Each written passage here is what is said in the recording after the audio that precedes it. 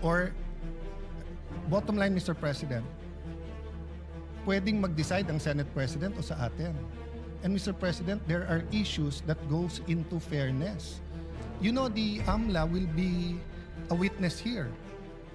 And I have information that the 20 years AMLA records of Senator Escudero and his credit cards and bank accounts were all opened up in the office of the Senate President, where members of the Blue Ribbon Committee was here.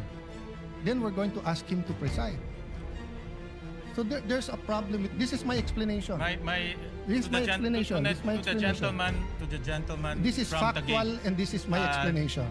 So I will stop there. With all due respect, your statement's already out of order. It has nothing to do with the topic on hand. No, Mr. And President. the presiding officer will strike off. It has all to do with this. Will strike off It has all to do. the I do not, statements Mr. President. pertaining to Senator Mr. Escudero. President, kaibigan ko si I Senator direct the Escudero. stenographers to I strike don't off doubt these him. statements. He is the victim here. I'm not doubting him. I'm not doubting he will be fair. I am saying, do we want a fair suspend trial the or not, session Mr. for a few President? minutes to request the presiding officer, Senator Chis Escudero, to ascend the rostrum. Session Mr. suspended. President, I'm explaining my vote. The lady has 2 minutes. Thank you.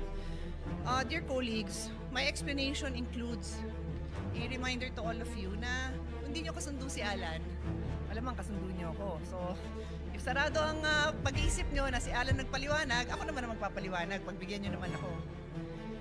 But what I'm saying is not new from what Senator Alan Cayetano expressed. And I have here copies of the constitutional verbatim debate on this provision. And as Senator Alan read, sinabi ni Mr. Monsod, is it not understood that when the President of the Philippines is on trial, it is the only time when the Chief Justice of the Supreme Court will preside? Is it necessary to say that the Senate President will preside during all other times? Ulitin ko yung tanong, kasi yun ang tanong natin today. Is it necessary to say in the Constitution that the Senate President will preside during all other times? Ang sagot ni Mr. Davide, Mr. Presiding Officer, I precisely presented that because we have a distinction when it comes to the Chief Justice of the Supreme Court. But with that clarification, that in all other cases, it would be the President of the Senate who will preside, I withdraw the amendment. Kaya clear sa Constitution that in all other cases, the President of the Senate will decide. Wala, hindi ho applicable dito yung excluso unios. Hindi ko na-memorize yan kasi I graduated in 1991. And we took that up in 1987. But the phrase is, pag hindi kasama, excluded. Hindi po applicable yon. With all due respect to our former Senate President, it is the intention of the framers that matter. I will ask the page to help me distribute this among our colleagues.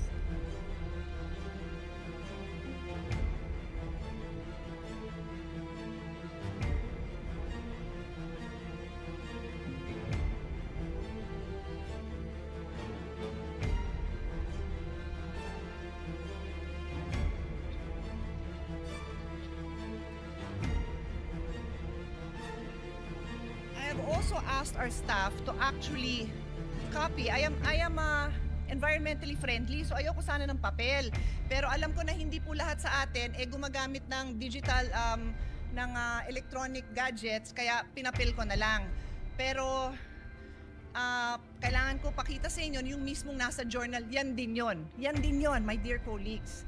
Yun lang hiling ko sa inyo. Intindihan naman natin yung nandito. Bumoto na. Pero intindihan naman natin kasi this is just the first day. We cannot disregard the Constitution, and I continue, Mr. President.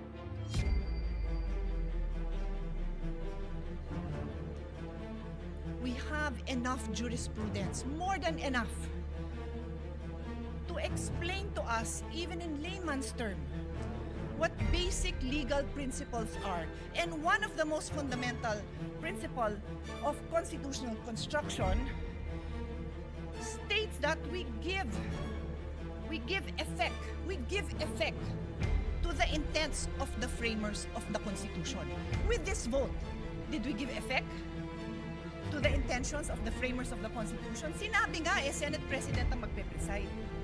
Hindi na siguro napakalaking bagay yon dahil kahit sinong ipalit nyo, maayos naman ang mga kasama natin sa colleagues. Sa colleagues natin, maayos naman. Di ho yun ang point. The point is, what are we required to follow? That's why may Constitution. And I will now state, for the record, a few cases that point out that this is what we are supposed to do. Give effect to the Constitution. Lambino versus Commission Election in GR number 174153, the Supreme Court looked explicitly to the Constitutional Commission deliberation to determine the nature of people's initiative. Because the text was debated, the court used the framers' explicit intention. I repeat, the court used the framers' explicit intention revealed in the plenary debates to prevent deceptive or misleading petition processes and establish a stringent full text requirement. So anong ginawa sa kaso? Tiningnan ang intent ng framers of the Constitution. Another case, Calderon versus Carale, GR number 9163. God bless his soul. Si Dean Carale was my dean. And Senator Imes as well. Senator Kikos as well. He was with my father in the University of Michigan. So, pagbigyan niyo na ako a moment of remembering him. In GR number 91636, the court resolved a dispute regarding the President's power to make appointments without confirmation by the Commission appointment. The court examined the historical and textual context of Article 7, Section 16 of the 1987 Constitution, noting that the clear and express intent of its framers was to exclude presidential appointments from confirmation except for those expressly mentioned. So, balik ko sa kasong to. What was the clear intention? That the Senate President presides. That is the clear intention. Dear colleagues, umpisa pa lang. I beg all of you, makinig naman tayo. Masunod naman tayo kung ano yung sinasabing trabaho natin. The Constitution, the intention of the framers, and then the clear construct. O, another case. Gold Creek Mining Corporation versus Rodriguez. This is a very old case. So yung mga binanggit sa inyo, bago-bago pa yun dahil si Dean Carale, buhay pa naman as of the pandemic. So, 2000 plus. Ito, 66 Philippines, 259. So, for lawyers and law students, pag sinabing Philippines, pag yan yung record, alam mo ng 1950s, 1940s, something like that. Justice Jose Abad Santos articulated the definitive rule. The fundamental principle of construction is to give effect to the intent of the framers of the organic law and of the people adopting it. Dear colleagues, I can stand here and read more cases to all of us. We have law students.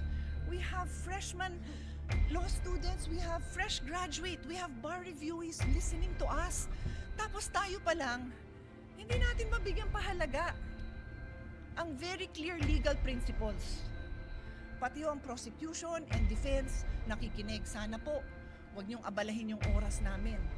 Bigyan niyo naman kami ng maliwanag na mga arguments ninyo because we are willing to listen. Pero colleagues, patunayan naman natin that we are willing to listen. Hindi yung pagpasok natin, nag-prejudge na tayo. Kasi sad to say, mukhang ganon. I tell you, there will be times I probably will not vote with the minority because I believe tama yung sinasabi ng majority. Sana po, yun ang pakita natin sa taong bayan.